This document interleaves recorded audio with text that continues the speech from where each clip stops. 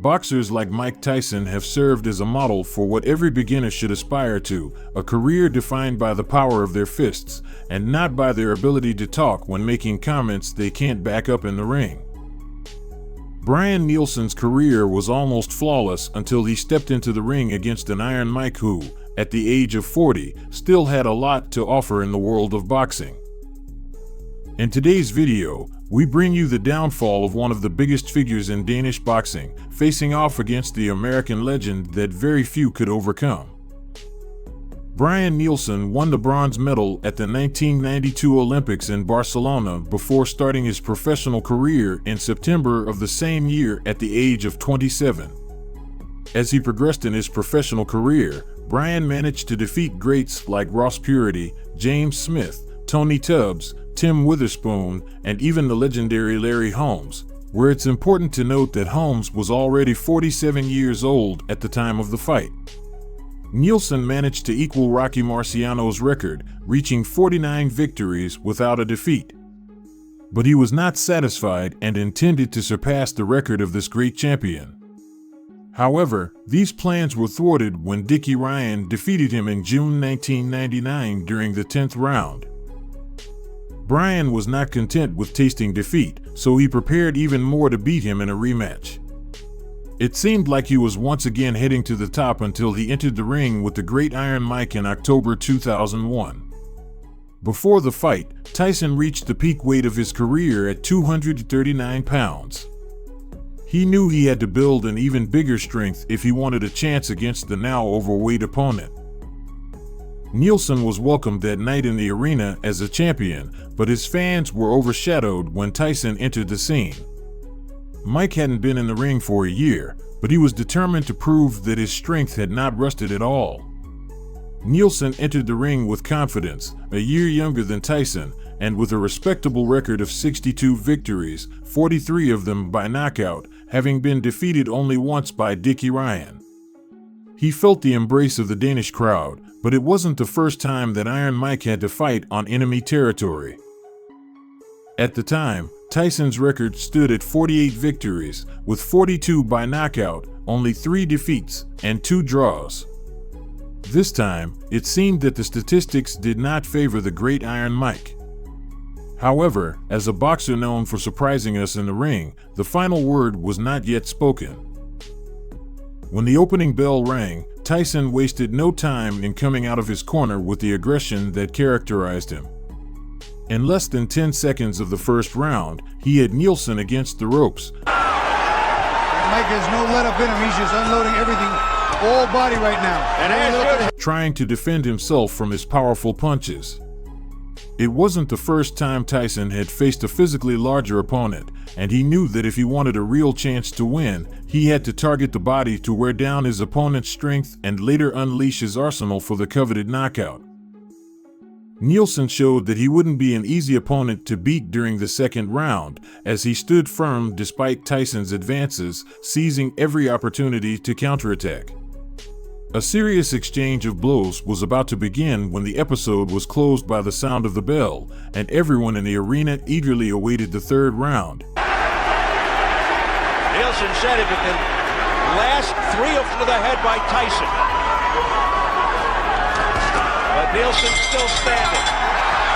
Tyson demonstrated why he was a legend, opening the third episode and leaving Nielsen against the ropes with no other option but to receive the powerful combinations of punches he was throwing. During the assault, Nielsen's body began to turn as red as Iron Mike's gloves. The pressure Tyson was putting on him seemed to be taking effect until, just under 30 seconds to the end of the episode, the unimaginable happened. After attempting, illegally, to put a neck lock on Tyson, the fury of the Great Iron Mike was awakened, and he delivered a powerful combination of punches that made his opponent fall to the canvas. Punishing body shots by Tyson. The crowd. Get off his neck, Brian! Get off his neck, Brian! Don't do that! Don't do that, Brian!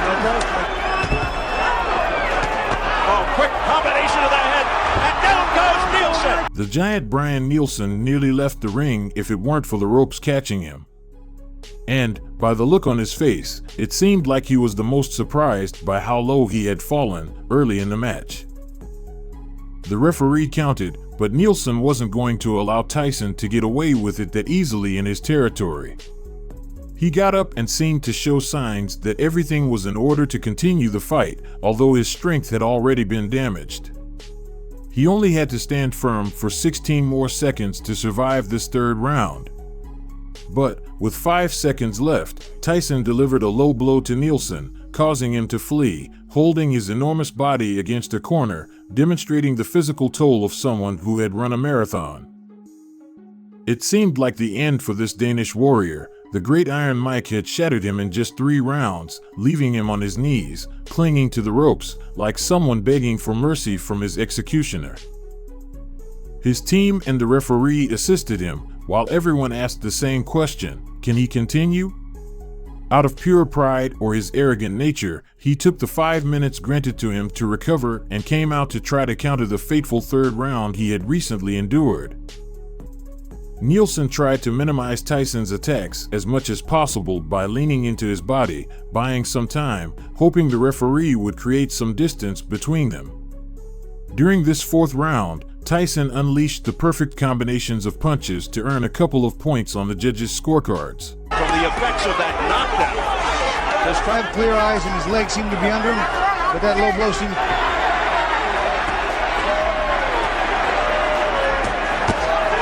Heavy. Yeah, but right now he's doing it on Nielsen. Unfortunately for the... By the 5th round, the ring had become the cage of a beast. The Great Iron Mike was playing with his prey like a predator, inflicting damage with his punches, but keeping his opponent on his feet for the spectacle. At this point, it seemed like Brian Nielsen had no chance of recovering from a severe defeat. Over the left eye of Nielsen, who's getting hammered. Big uppercuts by Mike. Double. During the break, Tyson returned to his corner to sit and wait for his next victim to be treated before continuing the fight. Having barely been touched by his opponent's weak punches, he truly had no injuries or apparent damage that needed to be treated. For his part, Brian Nielsen took the break to reflect and acknowledge that Mike Tyson was an opponent he couldn't defeat. Before taking many more unnecessary punches and to protect his physical integrity, he decided to surrender. While it can be seen as a bittersweet victory for the Great Iron Mike, as he didn't leave Nielsen lying on the canvas, it was a great demonstration of why Mike Tyson was a living legend of boxing. Someone not everyone had the physical condition and sports intelligence to face in the ring. Mike and his team celebrated conquering enemy territory, while everyone wanted a few seconds to interview a fighter who, in his mid-30s, had completed a 5-round fight looking as fresh as someone who had just woken up from a 9-hour sleep. Nielsen was not only known for being an arrogant boxer, but also for making controversial decisions in the ring, as we saw when he took Tyson by the neck in a couple of instances, which could have been considered a foul if he had applied a bit more force. Nothing angered the Great Iron Mike more than injustices and lack of humility.